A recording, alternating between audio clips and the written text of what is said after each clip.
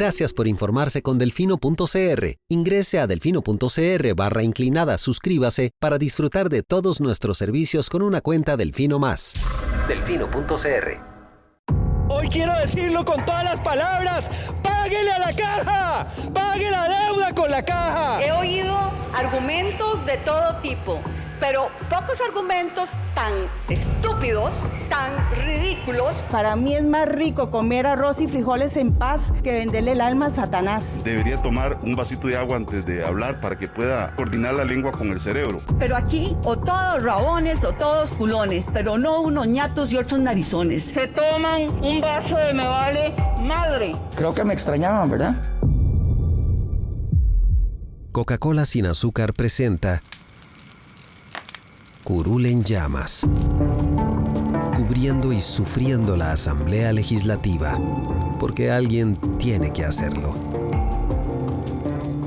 Hola queridos suscriptores de Delfino.cr, bienvenidos a un nuevo programa de Curul en llamas, el podcast semanal donde les comentamos los temas más relevantes e irrelevantes de la Asamblea Legislativa.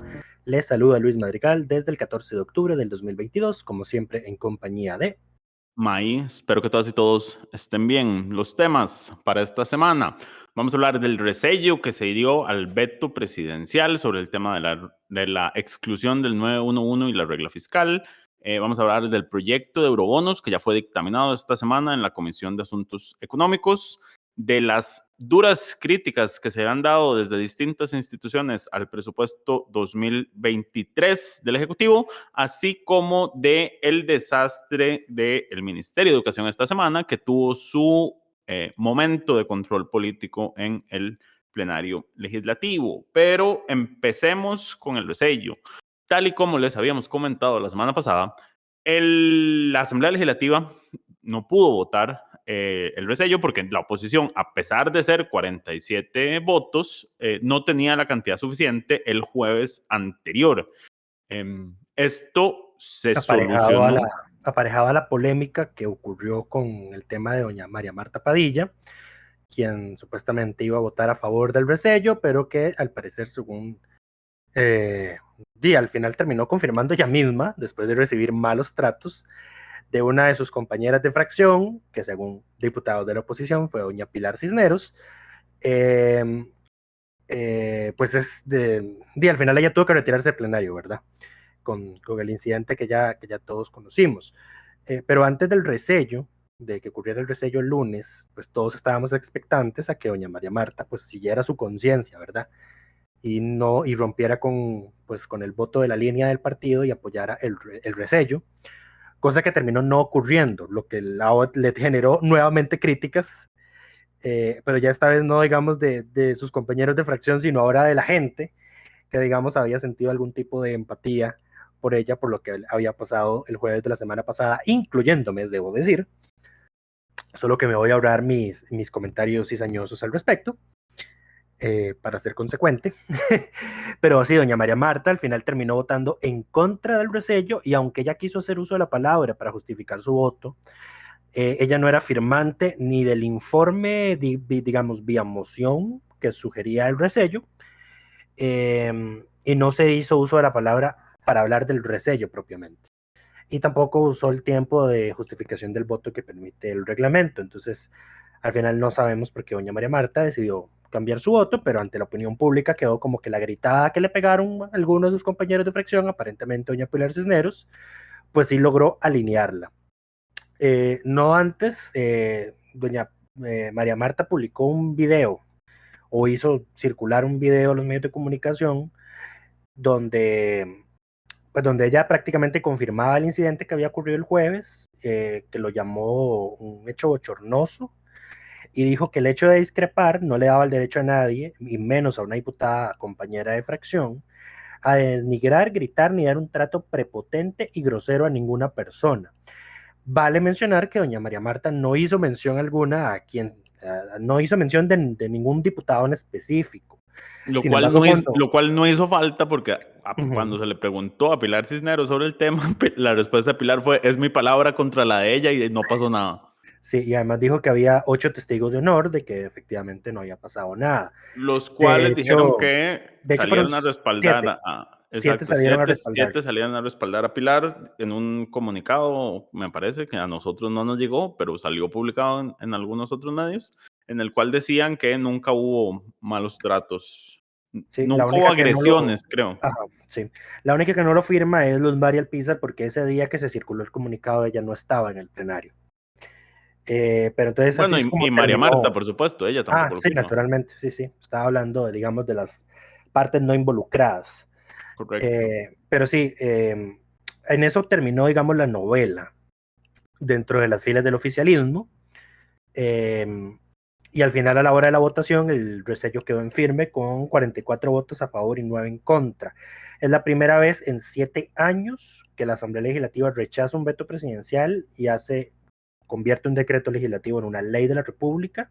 Correcto. Sin la firma del presidente. Tenemos que hacer una aclaración porque en el podcast de la semana pasada dimos el dato equivocado sobre la cantidad de resellos que se han firmado. Este es el tercero en 20 y tantos años, si no me equivoco. Son 5 en los últimos 30 años y en total, revisando el informe de vetos y resellos de la Asamblea Legislativa que nos compartió el compañero Daniel Calvo, son 63 resellos lo que tiene la Segunda República, 64 con este. ¿En cuál administración se habrán hecho más resellos? Las mayorías, no saqué el dato porque esta semana ha sido un poco caótica, pero de lo que pude revisar por encima, la mayoría estaba entre los 50 y 60. Interesante. Correcto. Habría que revisar quiénes eran los presidentes en ese momento y cuál era la composición de la asamblea para ver qué había detrás. Sí. Pero sí, son más resellos en la Segunda República. Lo cierto es que en el pasado reciente no es habitual ver resellos. Correcto. De hecho, esta semana también se acogió, digamos, otro veto del Ejecutivo. De hecho, un dato curioso, digamos, antes de eso, en medio de la discusión de cuántos resellos había, nos dimos cuenta de que la Asamblea Legislativa cometió un error en 2019 y ese error, digamos, se tradujo a que en el SINALEVI, que es el sistema de consultas de legislación de la Procuraduría. El Sistema Nacional de Legislación Vigente. Eso, muchas gracias por el nombre oficial. En el SINALEVI aparece como resellada una ley que no fue resellada, porque en ese caso era una donación de no sé qué institución al hospital de Liberia. Sí, era una donación de un terreno y algo tenía mal Correcto, se habían puesto mal las coordenadas o se había donado todo el terreno y era solo una parte lo que se quería donar, pero bueno, el Ejecutivo advirtió eso, envió el informe y la Asamblea acoge el informe, para lo cual tiene que hacer 2 votaciones, digamos, primer y segundo debate nuevamente, Correcto. Lo cual se hizo, pero y a la hora de... Es un resello. Eso no es un resello, pero a la hora de enviar la información, digamos, pusieron que el proyecto fue resellado. Sí, entonces, sí, fue extraño porque sí, en el SINALEVI sale, entonces nos quedamos así como choqueados, digamos, porque al final el dato de cuándo fue el último, digamos, ya no es tan llamativo, ¿verdad? Pero no, afortunadamente me parece que teníamos el registro de votación de ese proyecto en específico y sí teníamos tanto el veto como los dos debates que se dieron posterior a la modificación del texto. Entonces, por ende, eso no califica como un resello. Aunque aparezca como un resello en el sistema oficial. De hecho, yo hablé con doña Laura Guido, que fue la primera secretaria del directorio en la administración de don Carlos Ricardo Benavides en la asamblea, porque fue en esa presidencia donde se dio ese problema, digamos. Y lo que ocurrió es que después de que ellos aprobaron el proyecto en segundo debate por segunda vez, después de haber hecho los cambios que sugirió el Ejecutivo, a ellos les dieron el papel de firmar de que la Asamblea había rechazado las objeciones y que lo había aprobado con mayoría calificada. Y así se mandó al Ejecutivo, como procedía, porque se había aprobado de nuevo en segundo debate. Y lo que dice la Constitución es que si la Asamblea le hace caso al Ejecutivo a las objeciones que planteó, el Ejecutivo no puede no firmar el proyecto como ley. No puede volver a vetarlo, digamos. Correcto. No hay un doble veto. Exacto. Y entonces, ese fue el trámite que se hizo. Pero ellos, don Carlos Ricardo, doña Laura, y ahorita no me acuerdo quién era la otra secretaria en ese entonces, firmaron la hoja que les dio la Asamblea que decía que lo habían resellado. Y entonces ahí está el error, el origen de ese error, digamos. Correcto. Pero sí, eso no es propiamente un resello, es un error, digamos, a la hora de confeccionar el expediente. Pero sí, entonces el último fue en el año 2015. Dato curioso, porque ese fue un veto del 2012. Correcto, y que tardaron 3 años en votarlo. Fue resellado en el 2015, y yo no estoy seguro porque no tuve chance de revisar, pero yo creo que ese proyecto ni siquiera tenía probablemente plazo cuatrienal al momento en que se reselló. Es posible. Es altamente probable. Altamente probable. Pero bueno, si alguien quiere buscar en el Sinalevi para ver cómo se equivoca la administración pública, es la ley 9560. Autorización a la Municipalidad de Liberia para que segregue y done un terreno de su propiedad a la Asociación de San Vicente de Paul de Liberia. No era un hospital, era una asociación. Me confundí porque ese nombre es el nombre del hospital de Heredia, si no me equivoco. Ya son demasiados errores. Estoy un poco cansado. He dormido 1 hora. Ha sido una semana larga. Sí, de antemano las disculpas, porque además yo estoy en proceso de empacar, dado que Lucho se va de vacaciones mañana, me abandona. No son vacaciones, me insiste en llamarle vacaciones, yo digo que no. Las próximas 3 semanas va a ser. Yo salgo del país en menos de 24 horas por 20 días, entonces es un día de locos, estamos todos agotados y cansados. Y además, seguro como notarán de la calidad del audio, voy a hacer la aclaración de una vez, no estoy grabando yo con el micrófono de buena calidad que tenemos normalmente para grabar podcast, entonces de antemano las disculpas por la calidad del audio de mi micrófono para este episodio. Todo volverá a la normalidad dentro de 3 semanas. Esperamos que así sea. Pero yo creo que eso es todo con el resello. Pasemos a los eurobonos, que fue la discusión de fondo de esta semana. La comisión, bueno, como ustedes saben, este tema lleva básicamente desde que inició esta Asamblea Legislativa en discusión. Bueno, probablemente desde antes, pero digamos, esta Asamblea desde su inicio viene discutiendo el tema. Está en la Comisión de Asuntos Económicos, en donde ya la semana pasada les comentamos de las controversias que se han dado. Y bueno, ya esta semana lograron ponerse de acuerdo y lograr una mayoría de 5 votos conformada por los oficialistas, el liberal progresista, Nueva República y 2 disidentes de Liberación y La Unidad, que les permitieron aprobar una moción de texto sustitutivo que autoriza al Poder Ejecutivo a la emisión de $6,000 millones y no la de 1.500 millones anuales por un año, que es la otra propuesta que se estaba barajando. El texto sustitutivo se aprueba el jueves y me parece que el presidente de la República induce error a la población. No, fue el miércoles. El miércoles, perdón, porque fue el día de la conferencia de prensa. Fue el día de la conferencia. Induce error porque dice, ya se aprobó en comisión y lo que se había aprobado era el texto sustitutivo y todavía faltaba el trámite de las demás mociones pendientes y después el dictamen de comisión que se aprobó hasta el día siguiente. Así es. Aquí fue el mismo resultado de la votación, salvo con una variación que don Waldo Agüero, que es el oficialista, lo sustituyó doña Ada Acuña, porque el señor también tuvo un incidente de presión que no le hizo posible participar de la comisión ese día.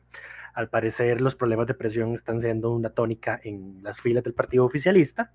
Eso es lo que se llama exceso de estrés. No voy a hacer ningún comentario al respecto, lo voy a dejar ahí. Pero sí, el texto sustitutivo se votó el miércoles, el resto de mociones se terminaron de tramitar el jueves y ese día ya se votó y se dictaminó en votación 5 versus 4.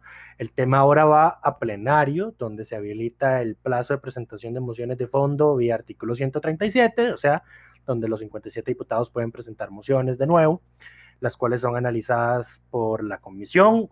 Luego que la comisión, digamos, termina con el lote del primer día, abre un segundo día. Se vuelve a mandar a plenario, se abre la segunda ventana de mociones, ese es el segundo día, van a comisión y una vez terminada, ahí ahora sí baja el informe a plenario para que sea discutido por el fondo. Pero antes de discutirse por el fondo, sí es cierto, tienen las mociones de reiteración, que es que las mociones que fueron rechazadas pueden insistirse en el plenario para que sea la mayoría del plenario la que decida si sí o si no. ¿Cómo era? ¿Rechazadas o aquellas aprobadas que después fueron eliminadas? Correcto. Es el tema. O sea, todo lo que se propuso modificar y quedó por fuera del texto que llega al plenario se puede reiterar. Así Lo es. cual, o sea, el resumen de lo que dijo Lucho es que falta un largo trámite. Sí. Y si bien se lograron los 5 votos necesarios en la comisión para dictaminar el texto, la realidad es que este proyecto requiere no solo 38 votos, sino la voluntad de los 57 de no entorpecerlo con un exceso de emociones, como ha pasado con otros proyectos. Como por ejemplo el de terapias de conversión en la Comisión de Derechos Humanos por parte de Nueva República, pero no vamos a hablar de diputados y fracciones retrógradas en este programa porque estamos tan cansados que es capaz que se nos pasa un poquito la mano. Correcto, correcto. Así como el de Jornadas 4.3, creo que también fue inundado de emociones. Sí, pero en su Esas no mayoría las voy a criticar. en su En su mayoría mayoría fueron, son de fondo. Hay una diferencia, pero bueno. No vamos a entrar en ese tema de qué es y qué no es no es que terrorismo sean de fondo, parlamentario. sino que la mayoría se presentaron por diputaciones del periodo anterior. Bueno, además, sí que están ahí pendientes. De hecho, eso no sería tan difícil pasarles por encima porque no hay pasarles quien por las encima defienda. porque exactamente no pueden hacer uso de la palabra. Sí, el tema de las mociones es que no es solo que se presenta, o sea, no solo la moción, sino que la comisión tiene que votarlas todas y cada una. Y además, quien la propone tiene, ¿cuántos son? 5 minutos para defender cada una de sus mociones. Correcto. Que después también se traducen a 5 minutos en el plenario si las reiteran. O sea, si un pueden hablar diputado a favor y quiere, en contra y toda si la un cosa. diputado digamos, quiere bloquear un proyecto, tiene las herramientas para hacerlo, a menos de que se le diera una vía rápida o una cosa por el estilo. Y de hecho ese Lo era un cual, argumento que dio doña Sofía Guillén el jueves que se estaba votando el dictamen, porque digamos ahí han estado así como esas acusaciones veladas de algunos de los miembros de la Comisión de Económicos de que ciertas diputaciones han estado atrasando el trámite del proyecto. Creo que al final todos los miembros, tanto los que están a favor de los 6.000 como los de los 1.500, en alguna u otra medida han hecho algo para, digamos, retrasar por algún tiempo ese trámite. Pero lo que doña Sofía Guillén atinadamente decía es, vamos a ver, si uno quiere entorpecer, no le metes 9 emociones a un proyecto. sí, no, Le metes centenares. Como hacía le llega Otto con Guevara. el carretillo como Otto. Exactamente, el carretillo. ¿Se acuerda la cara de la señora que le tocaba recibir las mociones? Hay duro. una foto icónica de esa señora viendo a Otto Guevara con cara de qué pecado. What the fuck. Exacto. Pero bueno, lo cierto es, y aquí me voy a permitir hacer esta mención, que en el reglamento hace falta una norma que permita a las presidencias, tanto a las comisiones como de plenario, declarar inadmisibles mociones de índole filibustero, por ponerles un término.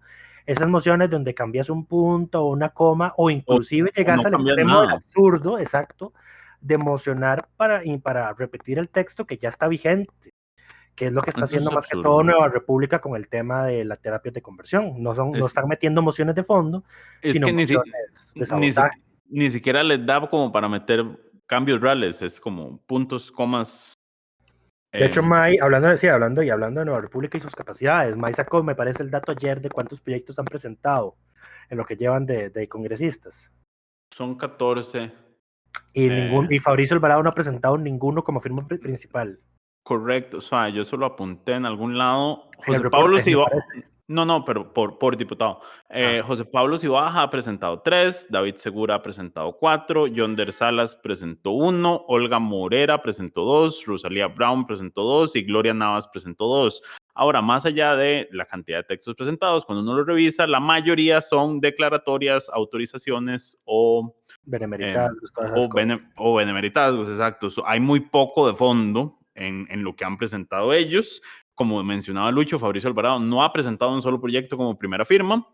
Entonces, digamos que están ahí muy contentos haciendo su oposición, que va primero por las terapias de conversión y segundo ya empezaron con los discursos contra el proyecto del Ejecutivo para legalizar el cannabis recreativo. Pasaron hablando de eso toda la semana en Control Político, qué horror. Y van a seguir hablando de ese tema porque no tienen tema de qué agarrarse. Ante un gobierno, un gobierno conservador como ellos, no tienen de dónde tirarle, digamos. Esto es el único tema. A ver, y yo creo que ese proyecto sí podemos augurar que lo van a llenar de emociones. Pero bueno, estábamos hablando de eurobonos. El tema de las mayorías de los 38 votos es la clave acá. veremos cómo evoluciona en el plenario. Me parece que todos son conscientes de que ese texto que está saliendo de comisión no va a ser el final. De hecho, algo que también quería destacar de lo que comentaba doña Sofía Guillén a la hora de justificar su voto en contra, es que las condiciones que se pactaron y que ahorita las vamos a mencionar por encimita, las condiciones que se le están poniendo al Ejecutivo en este texto que se dictaminó, son las mismas que tiene que cumplir para recibir los desembolsos del programa SAF del FMI. Entonces decía doña Guillén, vean qué absurdo que es, o sea, esto es como, ni siquiera, a ver, ella lo veía por el punto, digamos, de darle poder, un tipo de poder al FMI que ni el FMI ni Hacienda pidió sobre la política fiscal del país. Entonces dice, es esta comisión, no yo, la que le está dando un poder al FMI en materia fiscal de este país que ni el fondo ni Hacienda pidieron que se lo dieran. Pero además se enfocó más que todo en criticar el tema de que no se le están pidiendo indicadores digamos, más exigentes que los que estableció el Fondo Monetario para Costa Rica, que se han estado cumpliendo holgadamente, valga mencionar. Entonces, digamos, en ese caso ya se están quedando cortos. Entonces, digamos, ni siquiera le estamos pidiendo un mínimo esfuerzo adicional al Ejecutivo para que coloque esos eurobonos.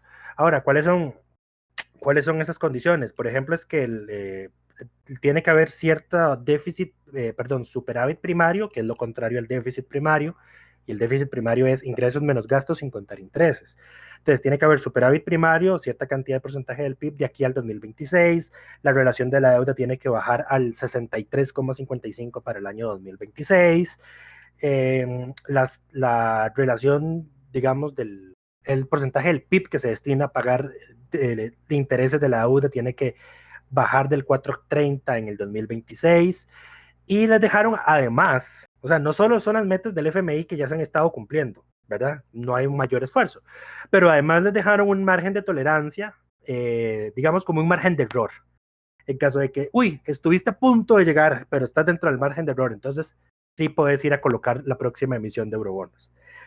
Ese argumento también lo repitió doña Montserrat Ruiz. No vi a ningún diputado de los que apoya el proyecto que se dictaminó, digamos, en esos términos, justificando por qué simplemente limitarse a repetir las condiciones que se pactaron con el Fondo Monetario. Y además se criticó mucho que se dejaron por fuera las metas relativas a combate del contrabando y el fraude fiscal, perdón. Porque, por ejemplo, decía doña Sofía que en una reacción previa se había definido que la relación digamos, de incumplimiento, o sea, de evasión fiscal, tenía que reducirse en cierta cantidad al año, que es de combate al contrabando y recaudar mejor los impuestos. Pero que eso se quitó del texto que se dictaminó. Y que el tema de los escáneres y otras cosas, digamos, ya no se dejaron como exigencias, sino como metas. Y entonces, si son metas, son aspiraciones, pueden perfectamente no cumplirse. Creo que habían llegado al punto de que hasta el tema de que Hacienda fuera a justificar el por qué incumplió eventualmente las condiciones fiscales que establece el texto, iba a ser optativo, porque es el famoso podría que le encanta a los diputados poner en los proyectos de ley, podría o podrá, que son facultades, o sea, no están imponiendo obligaciones. Facultativo, nada más eso. Usted, si quiere, puede eventualmente venir y nos cuenta cómo le va. Exacto, sí. Entonces, eso me parece que en al menos uno de los puntos se corrigió el jueves con una moción de revisión a una moción que había sido rechazada de doña Sofía. Eso sí se logró cambiar, pero bueno, como ya resumimos, le queda un largo trecho todavía el proyecto. Me parece que la mayoría que representan las diputadas Katia Rivera, Montserrat Ruiz, y honestamente no estoy muy seguro de doña Vanessa de Paul por el discurso que ella dio a la hora de justificar el voto, porque me parece que ella, y aquí puedo estar equivocado, y si estoy equivocado, pues que me disculpe la diputada, pero me parece haberle entendido que ella está a favor de una emisión de 6,000 millones para un año. O sea, ella quiere más de lo, digamos, que de lo que se acordó ahorita. Y que también, digamos, encajaría más con la propuesta inicial del Ejecutivo, que si May me la recuerda, eran 6.000 millones para un año, 6.000 millones para el repago, una línea de crédito adicional, entonces eran más de 10.000 millones de dólares lo que se quería autorizar. Nunca fue para un año, siempre fue 4, pero sí con los 6.000 de repago de una vez. Y una línea de crédito adicional. Eso sí creo que estaba, pero creo que nunca estuvo el escenario que fuera todo en un año. Eso Okay. nunca ha estado sobre la mesa. Ahora, aquí es importante señalar, y digamos a mí lo que me preocupa es que ciertamente lo que hay que pagar en enero es lo que urge, y el Ejecutivo está jugando con fuego, porque lo que se está jugando es a llevar a la Asamblea al punto de me vota me aprueba el proyecto o me quiebra el gobierno, básicamente, y ponerlos en esa situación. Y creo que están entrando hay algunos lugares donde se conoce como un juego de gallina, que es como cuando usted corre en carro, 2 carros uno frente al otro, a ver quién se quita primero. Ok. Y el problema es que si ninguno de los dos se quita, terminan chocando. La variación que conozco de eso es por un meme de internet. Nuestra fuente oficial de información, ajá. Que es es un meme sobre el gay chicken, que es como que dos hombres heterosexuales aparentan ser homosexuales y el primero que recule, digamos, pierde. Entonces decía, mae, ya adoptamos una hija, llevamos 10 años casados, estoy empezando a creer que esta otra persona sí es homosexual. Es un meme de internet, estoy seguro que los más jóvenes sí lo habrán visto alguna vez, pero es lo más parecido a eso que May. Dudo que nuestra audiencia tenga la menor idea de lo que estás hablando. Sí, estoy seguro que lo habrán visto en TikTok o en Reddit, donde fue que se Pero todo bien, básicamente es un juego kamikaze a ver quién cede primero. Y el problema aquí de fondo es que los que terminan jodidos en el medio es la ciudadanía y el país, porque la realidad es que el pago de enero hay que hacerlo. Sí. Y el Ejecutivo, en lugar de estar apostándole a asegurar ese pago, por su terquedad de no querer estar yendo todos los años a negociar, o ni siquiera todos los años, a negociar el próximo año los 4.500 millones que quedan. Correcto. Se está jugando todas las cartas a poner a la Asamblea en la obligación de o se aprueba. Lo cual, dicho además esto, ya el presidente inició con su discurso incendiario el miércoles en conferencia de prensa diciendo que si tenemos una crisis como la de los 80, él no garantiza que nuestros hijos vayan a tener democracia. Lo que también generó reacciones negativas en la Asamblea Legislativa, y de hecho doña Montserrat Ruiz decía, el Ejecutivo sigue dando mensajes equivocados, no solo en su manejo fiscal del país, sino de este tipo de discursos, ¿verdad? Haciendo alusión a eso. A ver, es la frase, hay mucha gente que hace que el contexto de la frase y demás, es que en ningún contexto un mandatario debería utilizar esas palabras, menos en una conferencia de prensa, menos cuando está hablando de sus relaciones con el Poder Ejecutivo. Pero bueno, vivimos en tiempos incendiarios donde, como dijimos la semana pasada, la estrategia es quemar puentes, y el problema es que hay que ver cuántos puentes quedan. Pero en fin, esperemos que algo se logre la mayoría de 38, que es complicada. A ver, en un escenario en el cual el oficialismo, el liberal progresista, Nueva República y toda la unidad estuvieran a favor de esta emisión de 6.800 millones de dólares. 6.000. Eso. Y descontando los 6 votos del Frente Amplio, necesitarían por lo menos 7, necesitarían 6 de Liberación que se sumen a esa. Bueno, al de Carolina esa línea. Lo tienen asegurado, por ejemplo. Sí, el de Rodrigo Arias también, porque él ya lo ha dicho, pero el resto no estoy muy seguro si van a conseguir esos 6 que necesitan. Sí. Y esto es en el escenario de que las otras bancadas no solo den todo su apoyo, lleguen a votar ese día, lo cual hemos aprendido que no sucede con frecuencia. Pero bueno. Correcto. Y otra cosa, y aquí es como, digamos, un mensaje como estrategia política por si lo quieren utilizar de alguna u otra forma. Doña Sofía Guillén daba indicios claros de cuáles son las condiciones del Frente Amplio para apoyar cualquier monto. Correcto. Así de tajante fue ella.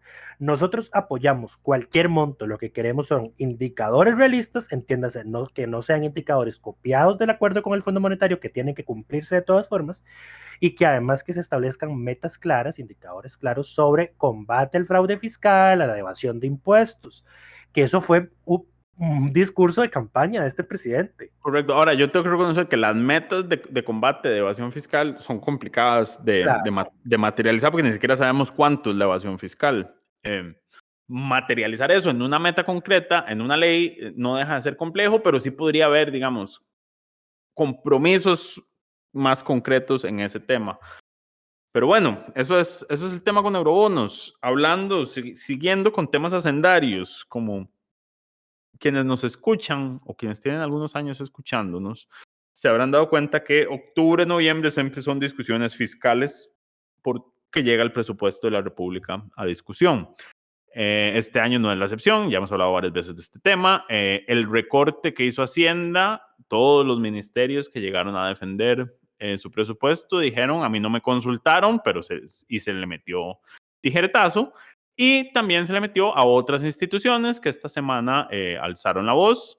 Por un lado, el Poder Judicial, el director del organismo, el OIJ, dijeron al punto de que con este recorte no vamos a poder hacer allanamientos durante el 2023.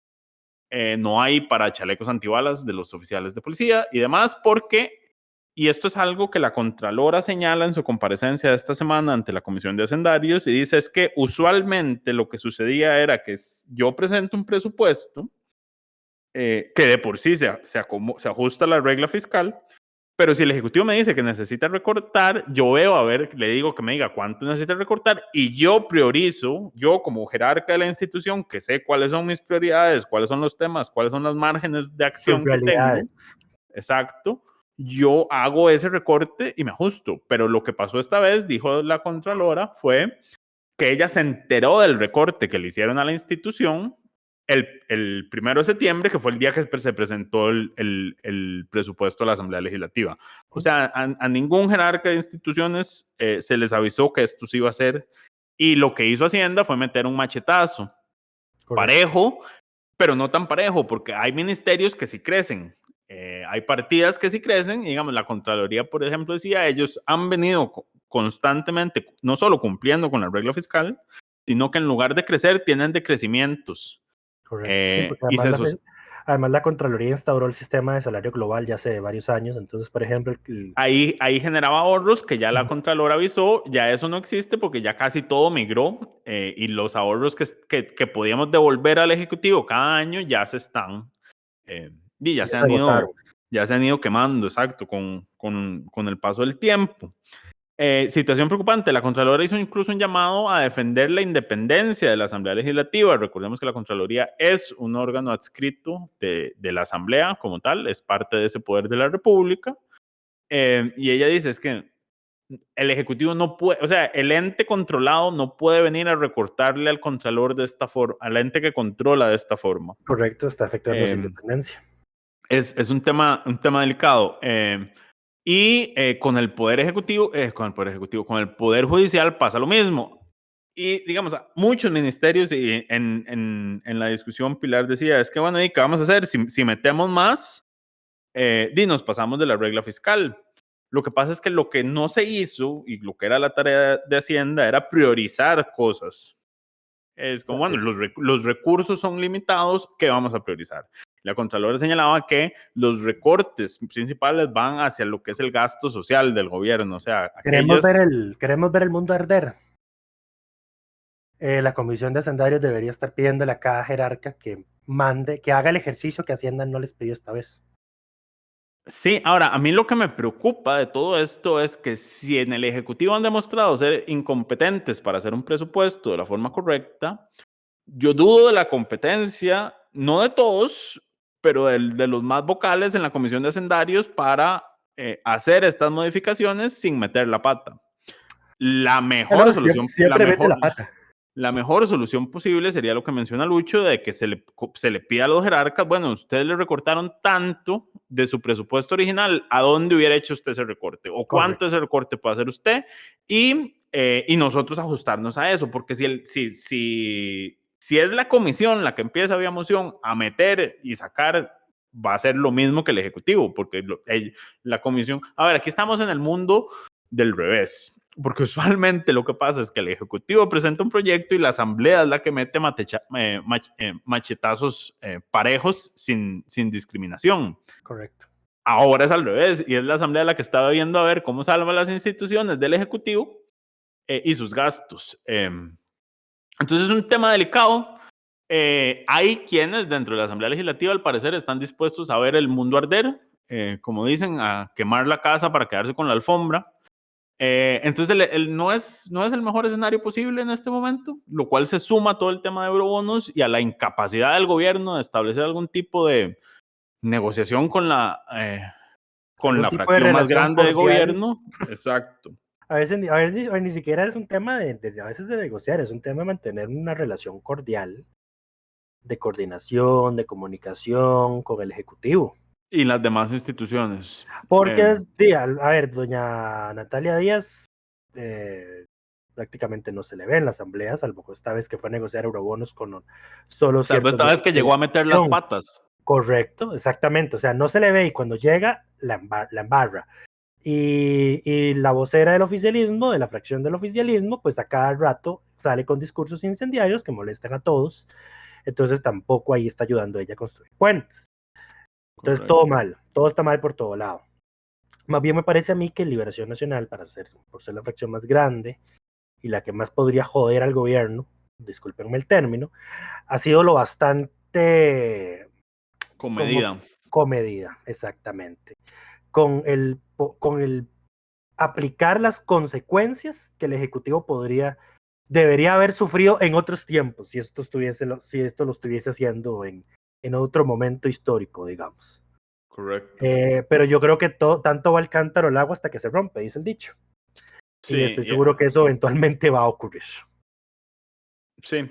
En fin, por el bien de todas y todos, esperemos que se logre alguna negociación en este tema. Hay muchos servicios que están en riesgo de cerrar el próximo año con la propuesta del Ejecutivo. Yo creo que el Ejecutivo también a lo que, de nuevo, está jugando a poner a la Asamblea en jaque. Lo que se está jugando es aprobarlo así y después ir a pulsearle su proyecto de regla fiscal que les abriría el gasto en lo que necesitan al sacar los intereses de la regla del tope de la regla fiscal. Lo cual dudo que vaya a suceder porque recordemos que el Ejecutivo se comprometió con el Fondo Monetario Internacional a que van a recibir en el mes de octubre a varios expertos en el tema de reglas fiscales para que vengan a asesorar en cómo se puede mejorar la regla fiscal. La Contralora también dijo que la regla fiscal fue creada en otros escenarios y con otras condiciones, pero que cualquier modificación que se haga no solo tiene que hacerse de forma cuidadosa, sino que tiene que ser muy sencilla. Y ojo, hablando de regla fiscal, el proyecto de eurobonos lleva una cláusula de que el incumplimiento de metas puede justificarse si se activó la cláusula de escape de la regla fiscal. Así que ojo ahí también, ¿verdad? La cláusula de escape de la regla fiscal, ustedes recordarán, se incumplió en el 2020 y el Ejecutivo de ese entonces no decidió activarla. Porque una de esas cláusulas, hay dos cláusulas de escape. Paréntesis sobre regla fiscal. Hay dos cláusulas de escape, una específica y una generalísima. La específica dice que en casos de emergencia nacional, aquellas instituciones que tienen que atender la emergencia, entiéndase por ejemplo la Comisión Nacional de Emergencias, pueden crecer por encima de la regla fiscal, pero el Ejecutivo tiene que decir en cuánto y por qué y cómo se relaciona directamente con la atención de la emergencia. Pero también hay una cláusula generalísima que dice que cuando el país entra en una recesión económica, que son 2 trimestres consecutivos de caída que registramos durante el 2020, más de eso, se abre una cláusula generalísima en la cual el Ejecutivo puede levantar por hasta 2 años después del evento la regla fiscal. En ese momento el Ejecutivo decidió no aplicarla y jugársela con la atención de la emergencia nada más. Y yo creo que también nunca se propuso esto yo lo he dicho miles de veces en este programa, la regla fiscal no está creada para un escenario de crisis y de la inflación que tenemos, pero no se han sentado a pensar cómo resolver este tema. Correcto. Esperemos que alguien o que las negociaciones próximas nos den una discusión. Esperemos que los técnicos del Fondo Monetario vengan a poner orden en esa regla fiscal. Sí, yo no confío mucho en el fondo así como de entrada, pero confío más en el fondo que en el Ejecutivo, lo cual habla muy mal del pare- Ejecutivo y no me muy bien parece- del fondo. Me parece que tus sesgos ideológicos sobre el antiguo Fondo Monetario Internacional te están afectando el Sí, juicio. siguen siendo los mismos. Ya el fondo, Pero bueno. a ver, no, ya, yo esto lo dije una vez en un podcast ya hace mucho tiempo, y yo creo que cuando el gobierno firmó el SAF, en el gobierno de Carlos Alvarado, ya el Fondo Monetario ya no es el Fondo Monetario que le dice venda instituciones, reduzca el tamaño del Estado. No, pero eso Anto, porque la que vino dijo fue, sí, nosotros no vamos a vender una institución fue muy políticamente correcta. Vender una institución es una decisión soberana, pero nosotros siempre lo vamos a ver con buenos ojos, fue lo que dijo. ¿En qué han cambiado? Nada más que ya no le dicen venda, sino nada más como es una buena idea que venda. Es que antes era venda o no le doy el rescate que necesita. Sí, pero bueno. Naturalmente eso creó una animadversión internacional contra el FMI que tuvo que pues dejar de sugerir ese tipo de lo sigue sugiriendo, nada más no lo ordena. Bueno, es distinto. Sí, me corrijo, ya no las impone. Pero las ve con buenos ojos, que viene siendo lo mismo cuando son ellos los que valoran. A ver, ellos ahora se enfocan más en metas específicas, de indicadores específicos. El cómo se llegue ahí, ya eso es cosa de lo que se negocie, de lo que negocia el gobierno de turno con el fondo. El cómo se llega ahí vendiendo instituciones es una decisión de cada estado. De hecho, si nos dedicamos estrictamente a ver cuál ha sido el avance de los proyectos de la agenda FMI, Costa Rica estarían cumpliendo y no nos estarían dando plata. Pero ahora los cumplimientos se definen en base a indicadores, porcentaje de deuda, superávit, todo ese tipo de cosas. Entonces, por eso es que nos siguen dando los desembolsos, a pesar de que no hayamos, yo creo, solo un proyecto, y fue el de empleo público, aduanas y la revisión de exoneraciones. Lo que pasa es que se aprobaron muy tarde y no se han implementado. Fue parte de la discusión entre el ISR, FEINSAC y la Contralora, porque la Contralora dijo es que, a ver, la Contralora hace un muy buen argumento, dice, el objetivo de la regla fiscal no era recortar por recortar, era obligar al Ejecutivo a tener una visión de más larga distancia y decir, ok, no puedo crecer tanto, tengo que priorizar. ¿Qué otras medidas puedo tomar para mejorar esta situación? Ella decía, reducir la evasión, incrementar, bueno, el incremento se logró con la 9635 de los ingresos del sector público, pero bueno, ¿cómo hace el Estado para recaudar mejor los recursos que no está recaudando para no requerir, digamos, tanta deuda, que es al final el objetivo de la regla fiscal, que el país se endeude menos? Pero bueno, nos hemos extendido más de la cuenta. Odio hablar de la regla fiscal, siempre me pasa lo mismo. Sí. Siempre. Pero, ¿por qué traes este tema, Lucho? ¿Qué le vamos a hacer? Pero llevamos apenas 41 minutos de programa, así que tranquilo. Apenas. Vos dijiste extra micrófono que termináramos antes de la hora. Pasemos al siguiente tema. Pasemos al siguiente tema, el desastre del MEP. Ok, primero aquí hay que contextualizar. El fin de semana, en medio de la emergencia nacional que se vivía en la zona sur por las afectaciones del huracán y después tormenta tropical Julia, o tormenta tropical huracán, después tormenta tropical Julia, el Ministerio de Educación ha tenido una seguidilla de hechos bochornosos en su forma de comunicarse, no solo con la ciudadanía, sino con su equipo personal de trabajo, ¿cuántas son? 80,000, 60,000 personas que trabajan para el Ministerio Público. 80,000. Entonces, digamos, el domingo se filtra no se filtra, el domingo se aparece una publicación falsa que dice que toma el cierre que se hizo el lunes posterior a las afectaciones que habíamos tenido la tormenta anterior y adelanta que se van a suspender las clases ese lunes, 10 de octubre, o sea, el lunes que acaba de pasar. El Ministerio de Educación, es la 1:30 de la tarde, digamos, cuando esto sucede. Ellos ya estaban reunidos y ya estaban en ese momento, esperaría uno, valorando el cierre que se anunció horas después. Pero la decisión que toman en ese momento es salir a desmentir eso como una noticia falsa. Para 3 horas después, a las 4:30, salir con un comunicado y anunciar que sí va a haber un cierre. Y a claro, ver, primero, y antes de que el MEP se llevara las críticas por eso, a ver, toda la gente era mentándonos de madre a los medios de comunicación que estábamos reportando la noticia de última hora porque habían leído el desmentido del MEP. Por supuesto, ahora. Entonces nos estaban acusando de publicar noticias falsas. Lo peor de todo es que yo digo, ¿en qué cabeza cabe que si a la 1:30 ya estás valorando o estás viendo? Porque, a ver, si a la 1:30 no estaban valorando esa posibilidad, la decisión que se tomó a las 4:30 es completamente irresponsable. Sí. Si a la 1:30 sabes que existe una posibilidad de que eso suceda y de que vas a tomar esa decisión, no puedes salir a desmentir la noticia de entrada, porque lo que te va a generar es ese ruido de que después nadie cree en la noticia ni en las noticias que salen porque ya desmentiste otra noticia. Y yo entiendo, la publicación era falsa porque no era una filtración de información, era una falsificación de información. Era un reposteo de información vieja, digamos. Correcto, pero en ese momento tenés que ser más estratégico con la comunicación. O sea, no podés salir a desmentir Más de esa en forma. tiempos de emergencia. Exacto, menos en tiempo de emergencia. Lo otro que nadie entendió y que también fue criticado es por qué, si las afectaciones eran en la zona sur, se iba a cerrar el ciclo lectivo en todo el país. Correcto. Donde en la gran mayor parte no hubo afectaciones directas. A ver, y uno entiende, hay personal, hay personas que trabajan en la zona sur, pero digo, que viven en la zona sur o tienen familiares y tienen que trasladarse a otros centros. Pero ya, tomás una medida excepcional con esos casos y cerrás lo que está en alerta roja, que en ese momento era la zona sur. Bueno, no se dio, se cerró el lunes. Eso es el lunes. A ver, el MEP anuncia que sí se va a suspender, no va a haber clases.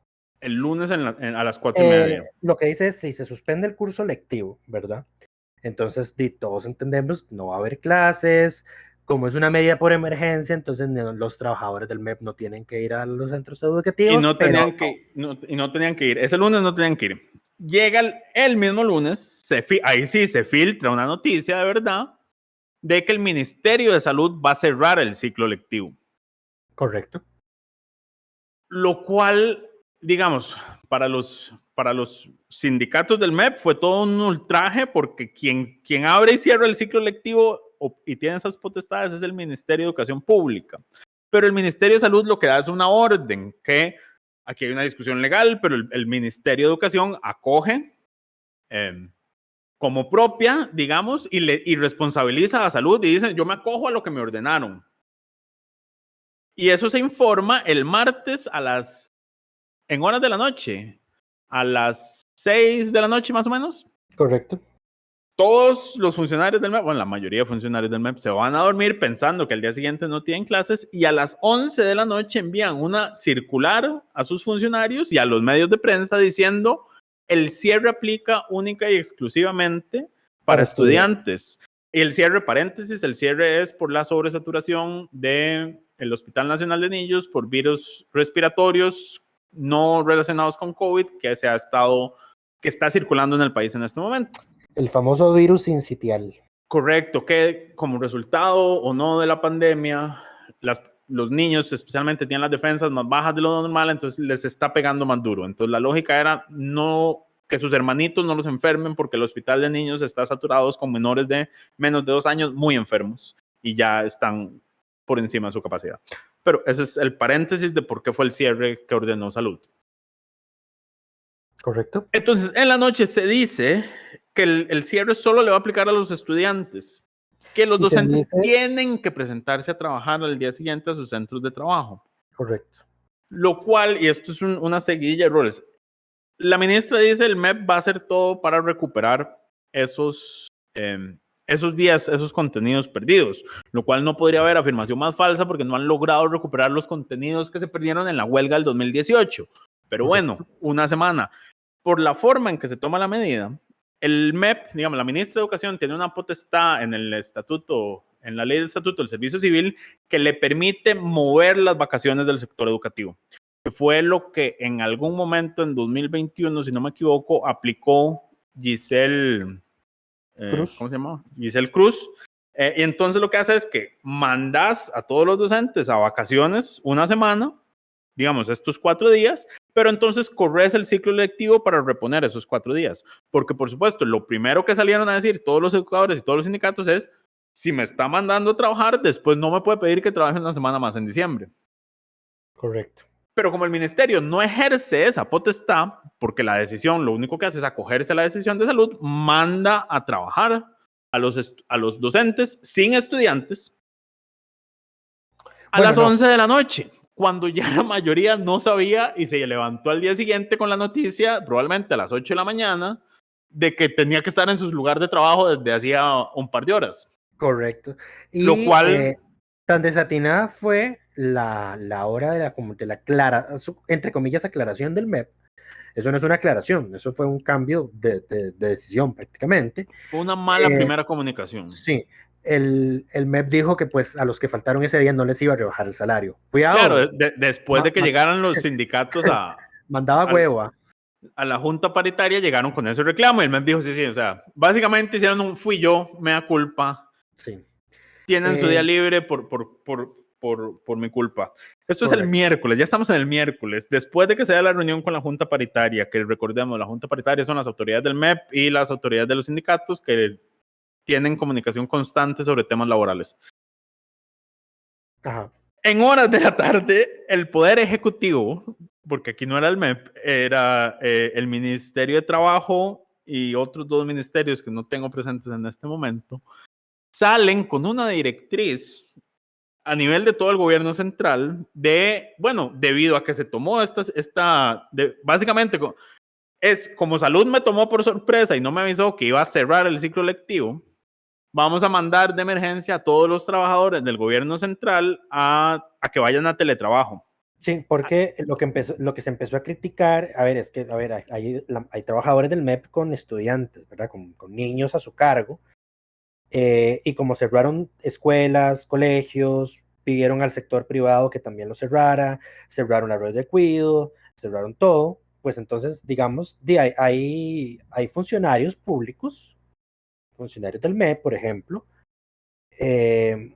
funcionarios públicos, porque no solo los funcionarios del MEP tienen chiquitos en la escuela, hay funcionarios públicos que aprovechan el horario del curso lectivo para trabajar. Digamos, ese es el cuidado que se le está dando a ese menor de edad que esté en su centro de estudio. Al mandarlo para la casa así de imprevisto, no les da la oportunidad de planificar, les cierra las redes de cuidado, entonces, ¿quién se encarga de cuidar a esos chiquitos en la casa?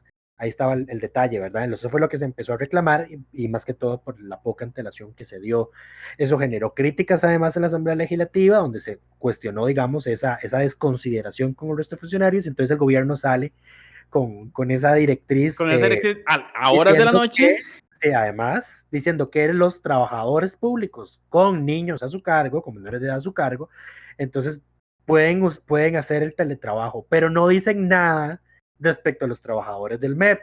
Entonces, claro, pero son trabajadores del gobierno central. Sí, pero igual eso no estaba claro. Con este gobierno las cosas nunca están claras. Pero bueno, a las 11 de la noche. Exacto, porque es que ahí es lo que quería comentar.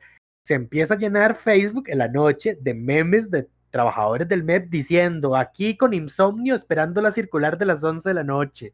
Los funcionarios del MEP apretando F5 o Control R esperando la circular de las 11 de la noche. Y dicho y hecho, el MEP mandó la circular como 2 minutos antes de las 11 minutos antes de las 11 de la noche le entró la circular a todos los docentes de que si tenían menores a su cargo, ignoraran la circular de las 11 de la noche del día anterior y sí podían hacer teletrabajo y no tenían que presentarse a sus centros de trabajo.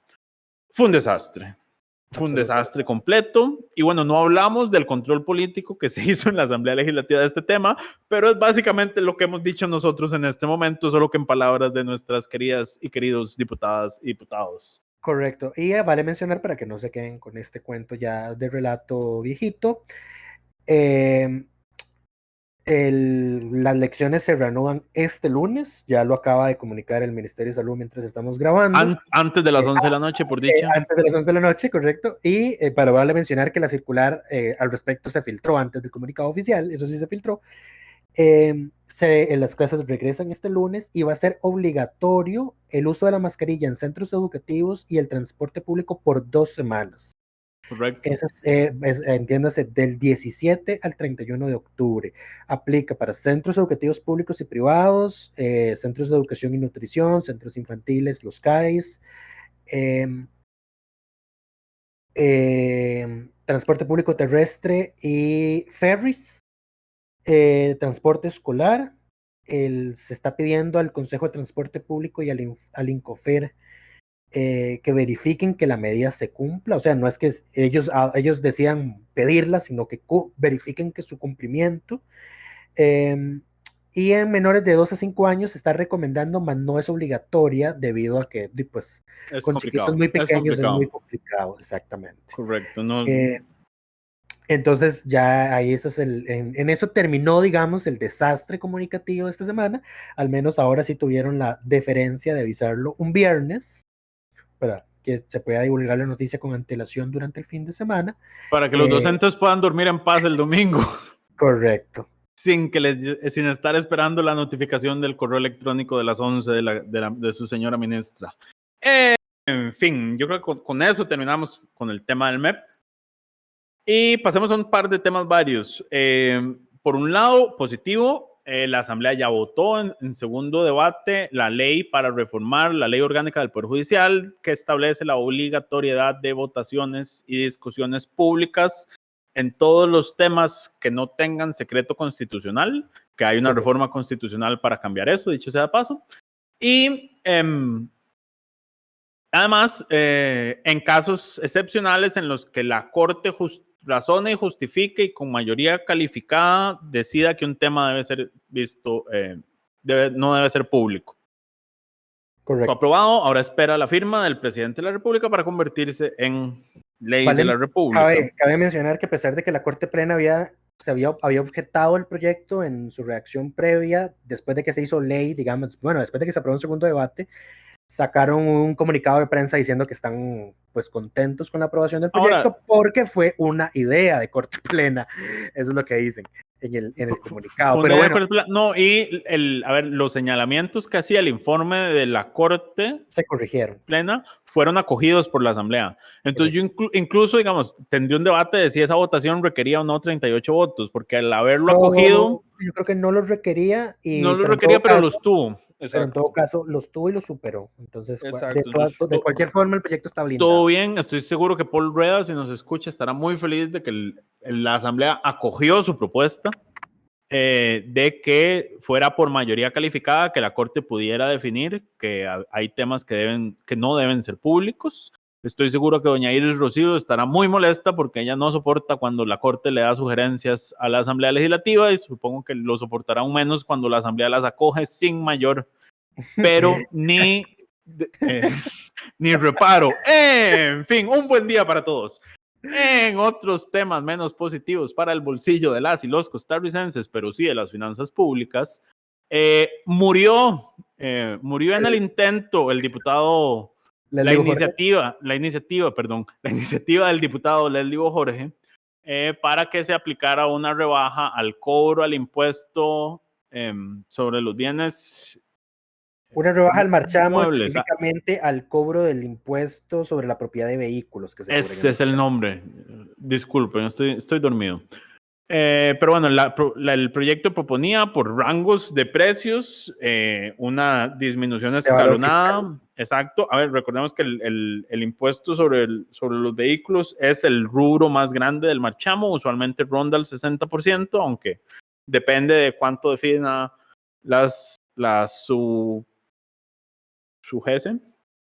Correcto, Superintendencia General de Seguros. Exacto, la SUGESE sobre el tema de cuánto debe ser el SOA que cobra el INS y demás, pero bueno, es un monto variable, pero usualmente es casi 2/3 partes es el impuesto a los que se quería rebajar.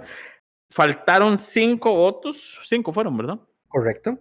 5 votos para que se lograra llegar a los 38 necesarios para darle una vía rápida al proyecto, que era necesaria porque este es proyecto con consultas obligatorias. Recordemos que esa fue una de las razones que argumentó en su momento Carlos Alvarado para darle un veto por motivos de constitucionalidad a la rebaja que se había aprobado en 2021 para el marchamo de este año. Eso es un golazo porque contrario a los vetos por motivos de conveniencia, de oportunidad y conveniencia, los vetos constitucionales obligatoriamente, sin importar lo que decida la Asamblea, tienen que ir a la Sala Constitucional, lo cual atrasa el proceso al punto de que el marchamo se empieza a cobrar en noviembre y se hace imposible. Lo que el no cobro. recuerdo es si esa reforma ya se había hecho para ese veto y entonces si ese veto fue a la revisión de la sala. Sí, Sí pero fue. no fue porque lo archivaron. Es que Digo, eso es con que ese no es, informe no pasó nada. La Asamblea nunca cogió ese informe, no lo rechazó, nada más lo dio por muerto el tema. no, eso no me parece que eso Eso no no lo es pueden hacer. posible. En realidad me parece, y si no es mi memoria la que me está traicionando, fue que propiamente no se alegó un problema de constitucionalidad, porque tendría obligatoriamente que haber ido a la sala, sino que era de Pero oportunidad y conveniencia, pero se alegó una inconstitucionalidad, pero no expresamente. me vas a hacer buscar este dato. Porque me parece que Ahora, Lucho, una pregunta, hablando de vetos, para aprovechar. La consulta a la sala es posterior a que la Asamblea decida qué hace con ese resello. Con ese veto, perdón. Es que eso es lo que me parece que no. Me parece que Pero la consulta constitucional no pasa del Ejecutivo a la sala, es del Ejecutivo a la Asamblea, y la Asamblea tiene que acoger o rechazar, y si acoge o rechaza, tiene que ir a la sala. Si la Asamblea no hace nada con ese veto, ¿qué pasa? puedes seguir hablando mientras lo reviso para no inducir a error. Era yo el que estaba buscando. Aquí está vetado. Qué cabrón. No, ya lo encontré. Es el artículo 208 bis. Esa era la famosa vía rápida. Ahora es el trámite del veto por razones de constitucionalidad. Correcto. Sí, dice que si es por constitucionalidad, la comisión tiene que analizarlo en... el veto... Sí, tiene que analizarse primero en comisión y si lo rechaza, tiene que ir a la sala constitucional. Sí, es un trámite normal, correcto. Entonces, correcto, sí. Pero y fue el veto de ese marchamo fue por razones de inconstitucionalidad. Veto total por razones de inconstitucionalidad. Ok, está bien. Lo que pasa es que yo creo que la comisión no hizo nada, entonces eso se quedó ahí archivado. Mejor, porque no le metan más trabajo a la sala. Fijo sí lo hizo, pero fijo sí aceptaron los motivos de veto, pero pues solo porque ya se había pasado el tiempo útil, digamos, para que se promulgara, entonces no valía la pena mandarlo a la sala. Correcto. En fin, bueno, entonces el proyecto ya no le da los plazos para que la Asamblea lo apruebe. Entonces apagar consulte todos el 100% y demás. del marchamo. Exacto, todos apagar el 100% del marchamo de nuevo. Lo cual me pareció interesante porque, a ver, el proyecto le faltaron 5 votos y tuvo 7 votos en contra. Los 7 votos del oficialismo. Vale mencionar que María Marta Padilla esta vez decidió salirse del plenario. Correcto, se salió al momento de votación. Pero, digamos, a ver, el Ejecutivo no tenía un discurso de bajar el costo de vida y así como para que esta fuera una iniciativa que pudieran haber apoyado. Es muy lindo hablar desde la oposición y después tener que estar ahí y comerse la bronca y ser el que tiene que lidiar con los ingresos de Hacienda. Ahora, a mí me hubiera llamado, digo, al presidente le gusta tanto vetar las cosas que por qué no dejaron avanzar el proyecto y que fuera el presidente el que decidiera si lo vetara o no. En fin, claramente son cosas que pasan.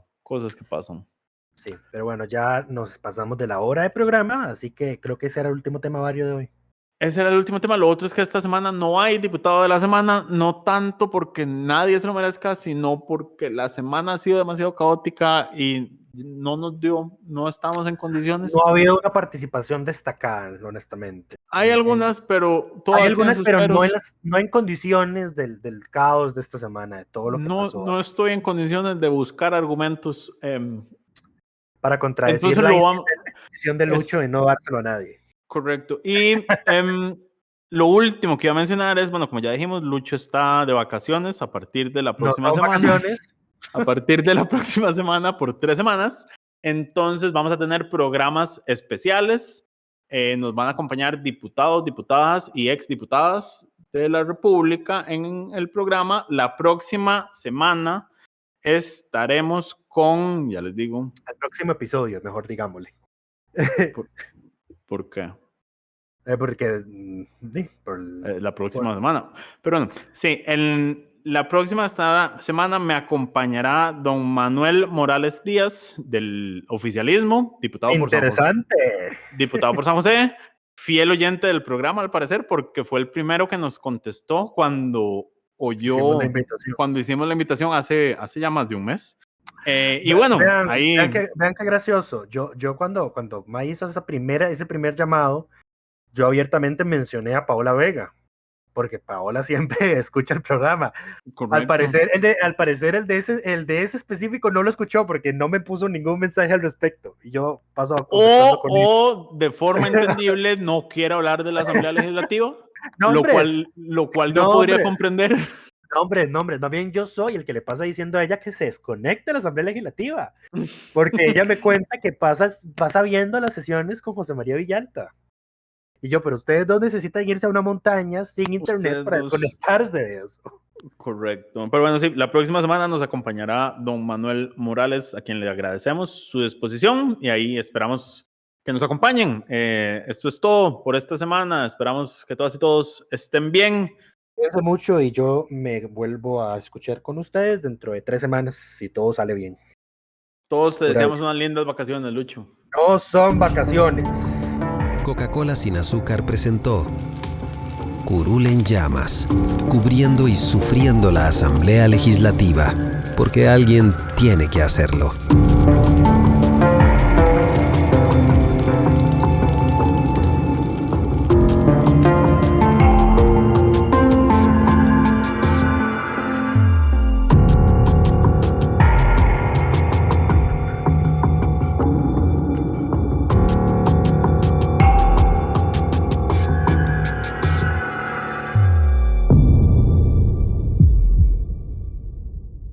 Gracias por informarse con Delfino.cr. Ingrese a delfino.cr/inclinada, suscríbase para disfrutar de todos nuestros servicios con una cuenta Delfino Más.